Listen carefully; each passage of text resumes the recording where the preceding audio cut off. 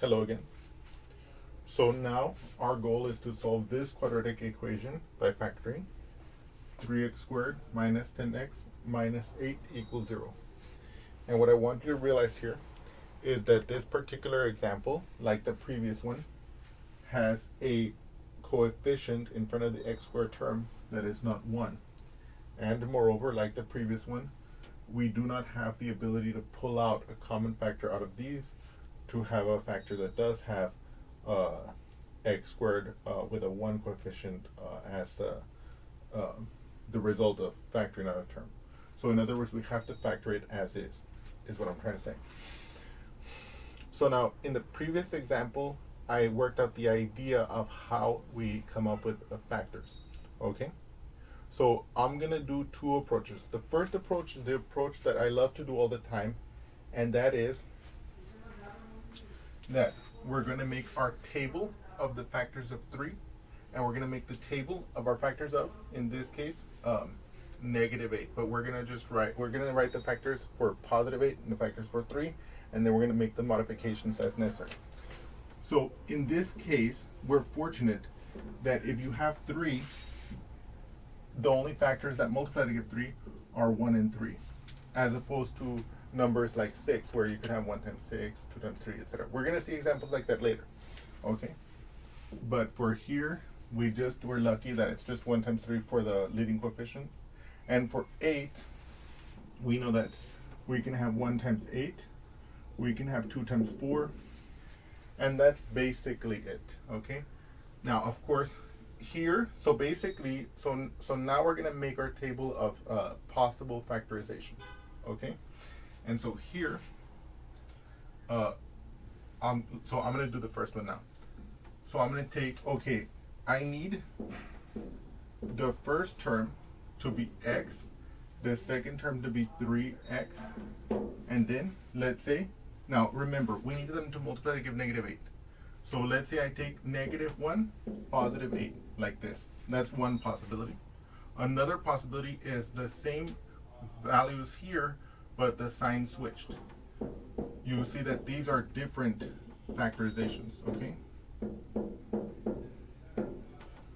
Now, I can do the same thing with the second row, okay? X minus 2, x plus 4, I'm sorry, 3x plus 4, and then x plus 2, and then 3x minus 4. And then here I can interchange the 4 and the 2. So I could have x plus 4, 3x minus 2, yes. Or I can have x, let me see here. X plus x. Let me see how I dealt with all of them. And then I can switch the sign here. X minus 4, 3x plus 2. Let me see. Let me make sure I've gotten all of them yet. I'm not quite sure I've gotten them all yet, but let's double check. If I were to interchange these, 3x minus 1. I haven't gotten those yet. You see here, I can do 3x minus 1, x plus 8, or 3x plus 1, 3x minus 8. Yeah. So let me write those down as well. By the way, I know that this procedure sometimes looks like it takes a long time, but I don't want you guys to like. But you will see that like this will help you to like see what's actually happening with this procedure. So let's say x minus 8, 3x plus 1, and then of course the signs switched. So let's say I'll put that one on the bottom here. So let's say 3x minus 1 and x plus 8. Okay. Now, in other words, so just to recap, in the previous example, we assumed that you could factor it, which is, of course, if it can be factored, let's assume it can be factored. We came up with the factorization ax plus b times cx plus d, and we saw that when we multiplied it out, it turned out that the first term of that product gave us, in terms of those variables, ac times x squared, and it turns out that the final term was b times d, with respect to that factorization. Again, the ax plus b times cx plus d. And so what we saw in that previous example also was therefore that if we made if we made a list of the possible factors for the leading coefficient, the 3, and if we made a table of the factors for 8, for the constant term, which in this case is -8, we could construct a list of possible factors, right? So then what we saw was that we could systematically test each one to see which one would work out. Now again, if we do list out all the possible variations and none of them are the factorization, then we can conclude that the quadratic is not factorable, okay? And of course, we know, as I mentioned in the previous videos, dealing with the quadratics, we know that we could just test automatically if it's factorable or not using the discriminant, but right now we're not thinking about that. Right now we're thinking about how to factor it if it's possible, okay? But that's just a little aside, okay? So now having now recaptured that, let's proceed to figuring out which of these, if any, is the factorization, okay? So I'm going to multiply the first one out explicitly, and I'm going to walk you again through how I was evaluating it without multiplying it the last time, okay? So in other words, if I'm multiplying it out explicitly, so let me take the first one. X minus 8 times 3x plus 1 equals what? X times 3x is 3x squared. X times 1 is plus 1x, or in other words, just plus x. Because remember, 1x, okay, I want you to recall this. If you have the expression x, that is just shorthand, an understood shorthand for 1x, like this. What about -8 times 3x? I know that -8 times 3 is -24. So this will be -24x. And then -8 times 1 is -8. And if you notice, because of the way we chose the numbers for this and this, and because we kept in mind that we needed the constant term to be negative, you'll see that these are all such that if you multiply them, you get -8, just as I mentioned in the previous example.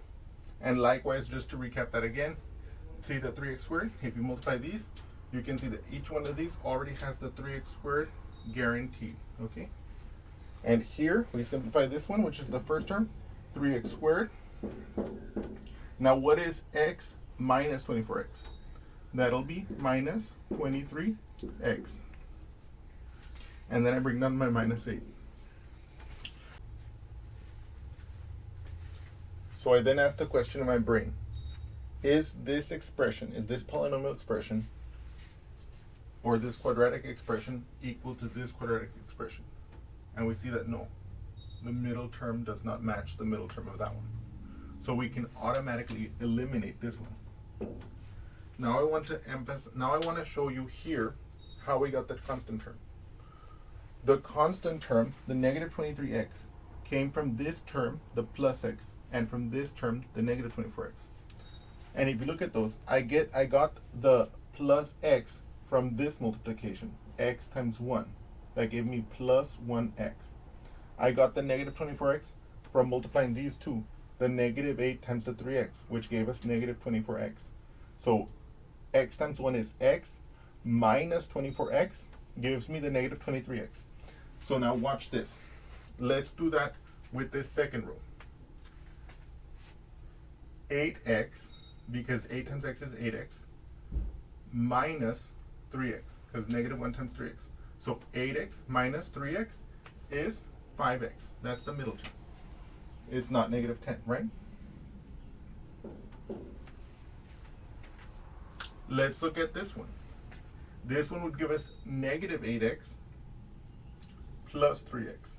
-8x plus 3x, -5x is the middle term. Gone. Gone from consideration, at least as the factorization of this one.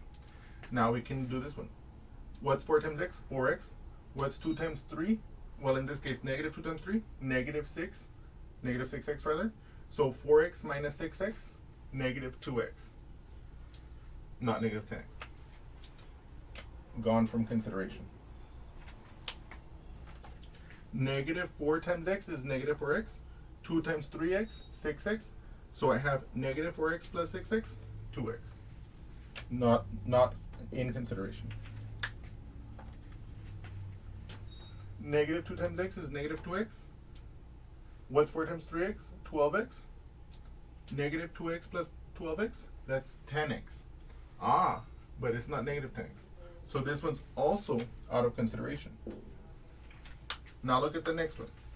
This is plus 2x because 2 times x is plus 2x. What's negative 4 times 3? Negative 12x. Aha, negative 12x plus 2x is negative 10x. So it's this one.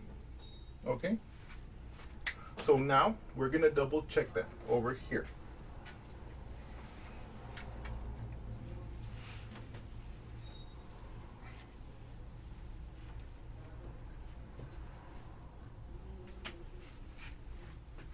So I want to verify here that x minus 4 times 3x plus 2 is our factorization.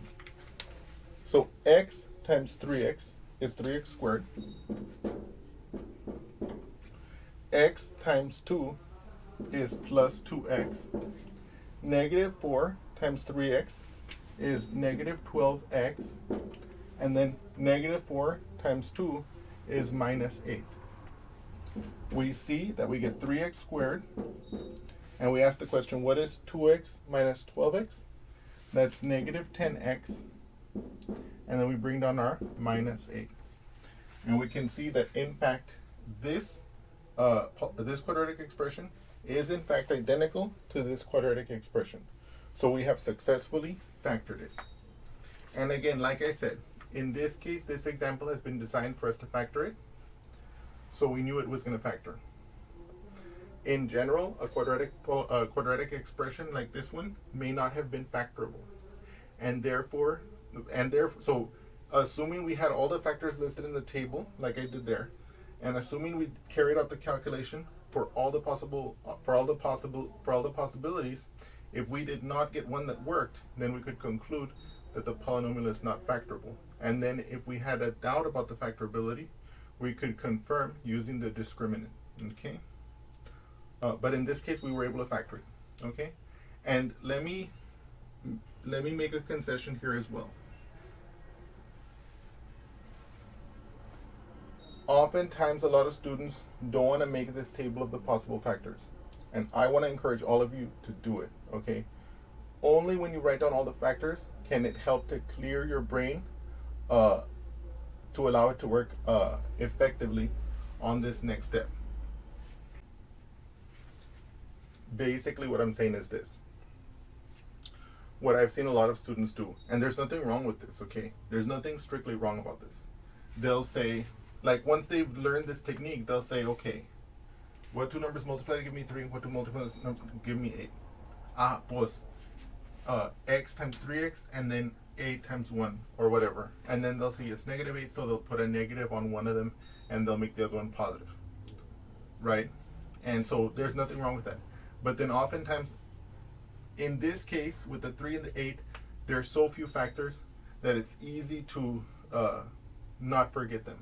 But like, if this constant term is like something like 56, I have seen students forget that maybe 56 is 2 times 28. They might forget that factorization, and it might be the one that works. Or they might forget that it's 4 times 14. And so they might forget that factorization and think that the quadratic is not factorable. Okay? And so my advice here, whenever you're doing this kind of problem, is to always make your list of factors like this, and for both the leading term and the constant term, and then try to finagle the term. See, because the factors of the leading constant, they have to go here, attached to the x's, so that when you multiply them, you get, in this case, the 3x squared. And the factors from here in each row, they have to go on this side. And of course, if it's a negative, one of them has to be positive and the other one negative. If it's positive, they're either both negative or both positive, right? But besides that, we can like finagle them. Like for example, here you can see we did, let's say 1, 3 here, and then we did negative 8 plus 1. But then we can also do plus 8 minus 1. We can flip them, plus 1 minus 8, or minus 1 plus 8. And that's what I mean. And then by doing that adjustment, we can come up with all the factors. And now, before we kick this example to the curb, what I'm gonna do now is I'm gonna give you a hint for how, especially if these table of factors are much longer, how do I whittle away unpromising factors. Like, it might be problematic to write out the full table, and even though at the beginning I recommend you do this because it gives you intuition of what's happening, I know you're already wondering, what if the table is extremely long? How would you do it? So I look at my middle term. So what I want you to think about is this. We want to try to use this table of factors to whittle away the possibilities. By the way, I don't want you to do this yet at this early stage, but I want to give you a hint for what you can do later, especially as you become more confident doing this. Okay, but what you can do is you can say, because these are the only possibilities that give you the leading term of 3x squared, we know that if we look at this, we're either going to have x plus something times 3x plus something, or vice versa. So we can start imagining in our brain. We can start imagining, okay, these are going to be the terms that are going to go here. And of course, because they have to multiply to give a negative, one of them is going to be plus, one of them is going to be minus. So we can start, if we want, we can write this down as a template to help guide us. Okay, if I put the 1 here and the 8 here, I can see, okay, x times that 8 will be minus 8x, because here it's minus, plus 1 times 3x will be plus 3x. So negative 8x plus 3x, that'll be the negative 5 x in the middle term. So we know that that's not going to work. And if we interchange that, if we put the 1 here and the 8 here, then it'll be 3 times 8, which is 24. That's too big, you see? Then I can start using these. If I put the 2 here and the 4 here, I'll have minus 4x plus 6x is positive 2x as the middle term, and so forth. Now, of course, if you have pencil and paper, if you can see what I'm doing, basically I'm just like playing with the numbers here to see which one works, okay? Essentially, it's writing out this table, but without writing out the table, okay? But in certain cases, you'll see that certain products we will not see benefit in having, okay? So for example, if I'm looking at this row and this row, I can see that I'm going to get a 3x times an 8, which will give us a 24, and I'm going to get a 1x times a 1, because remember, this is associated with the factors of x, right? Just like I see here, right? So if I have 1x times 1, that'll be 1x. 3 times 8, that's going to be 24. That's going to be 24x. And so if I add or subtract those, I'm not going to get anywhere near negative 10. So you can see there like how you can think about it. Here, if this is x and this is 3x, I can have 2x, 12x. Aha, you can see that that row, 2x and 12x, they're close enough together that if I add or that if I'm going to subtract them, one of those are going to be promising. And so I hope there finally, after like kind of bungling it over here, but like I hope you saw there the kind of idea that I use to kind of whittle this table away. But in the beginning, don't hesitate to make this whole table, to evaluate it. If you want to multiply each one of those, or if you want to just see what the middle term is like this, whatever you feel comfortable with, as long as you do this technique, you will get the factorization if it can be factored. And now just briefly, I want to show you the table method again, not because it's necessarily an efficient method or anything, so that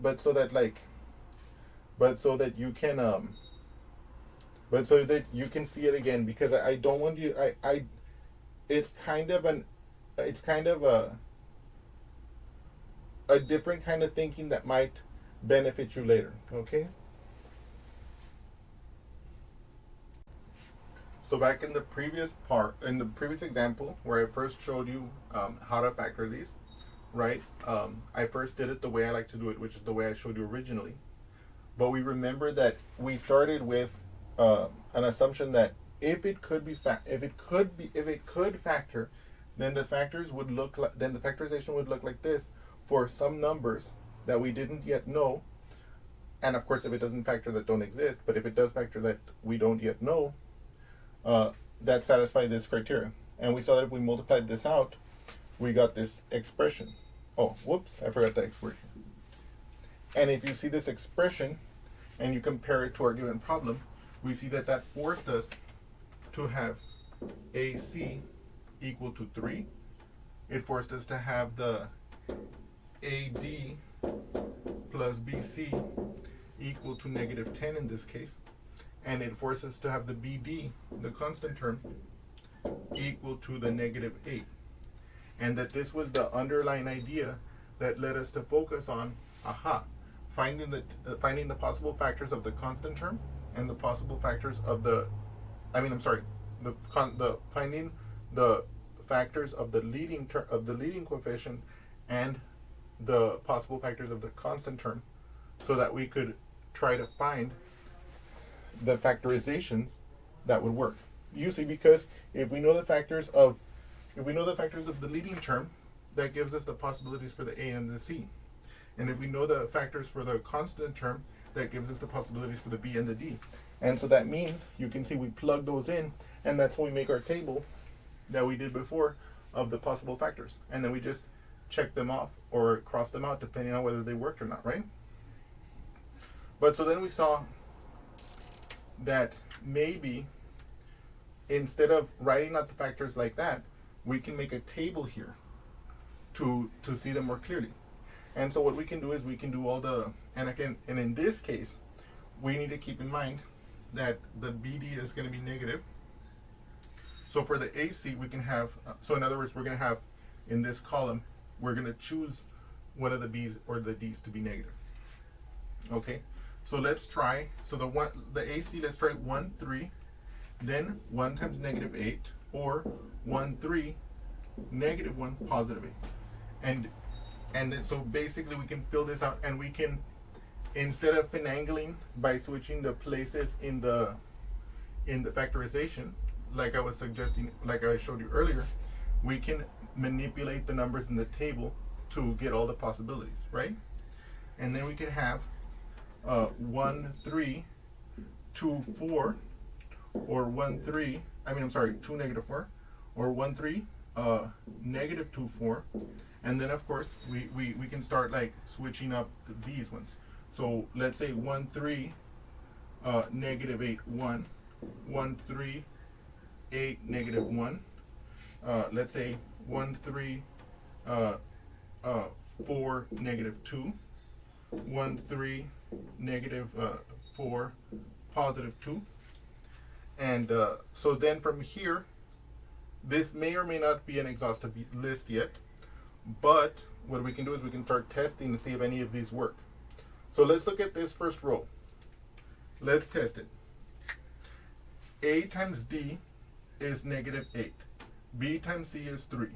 If I add -8 to 3, I get -5. What about this one? AD is 8, so 1 times 8 is 8. BC is -3. 8 plus -3 is 8 minus 3, which is +5. So this one's a fail. This one is a fail. AD here, 1 times -4 is -4. B times C is 6. -4 plus 6, so that's +2. A times D, 1 times 4, that's 4. B times C, -2 times 3, that's -6. So it's 4 minus 6, that's -2. You see? So in other words, this table lets us look at these relationships that we got from assuming that it was factorable, that the factors were of that form, and of course from that form we multiply them out, we get this expression over here, which we compare to here, which gave us these relationships. right? So, but here we're just looking at the numbers, the A's, the B's, and the C's, and the G's that make this work. So now, what about this rule? A times D, 1 times 1, that's 1. The B times C, that's negative 24. 1 plus negative 24, negative 23. What about this one? This is going to be 1 times negative 1, that's negative 1. 3 times 8, that's 24. 24 minus 1, that's positive 23. Okay. Then we have this one. 1 times negative 2, that's negative 2. 3 times 4, 12. Negative 2 plus 12, that's positive 10. Oops. Okay. And then finally at the bottom we have 1 times 2 is 2. 3 times negative 4 is negative 12. When you add the 2 to the negative 12, you get the negative 10. And we can see that this bottom one corresponds to our factorization. So we can read it off the table. Our A is 1. So 1 times x, that's just x. Our C is 3. So it'll be 3x, you see. Our B is negative 4. So plus negative 4 minus 4. And then our D is 2. So it'll be Cx plus 2.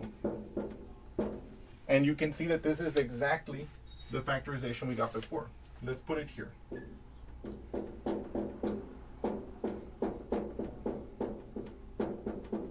Okay. We can see that, let me see here, 3x squared minus 12x plus 2x, that's the minus 10x, and then minus 8 when we FOIL it off. So I hope you've enjoyed this table technique also, even though it's strictly not necessary. But I just wanted to show it to you so you guys can think about it, and so you guys can play with it. And now finally we're just going to get the solutions of these equations as we've done before using this factorization, and then we'll move on to another example.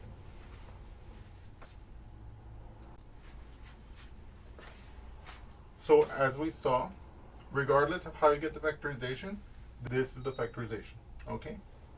And so then what we can say is, if this polynomial expression on the left, this quadratic expression on the left is equal to 0, then its factorization must also equal to 0. Here, this allows us to answer the question, what does this force us to have? If these two factors multiply to give 0, then either this one is 0, or this one is 0, or they're both 0.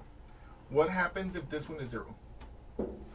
So in other words, either 3x plus 2 is equal to 0, or x minus 4 is equal to 0. What happens if this first one is equal to 0? Well, I subtract the 2 to the other side. I get 3x equals negative 2. I divide by 3, and I get x equals negative 2/3, okay? What about if x is equal to negative 4? I add the 4 to the other side, and I get x equals 4. So finally, we can say after that work that the solutions to this equation are negative 2/3 and 4. And I encourage you to try and test them in the original equation to see whether they are in fact solutions or not. In any case, I hope you've enjoyed this example, and I look forward to seeing you again soon. Thank you so much.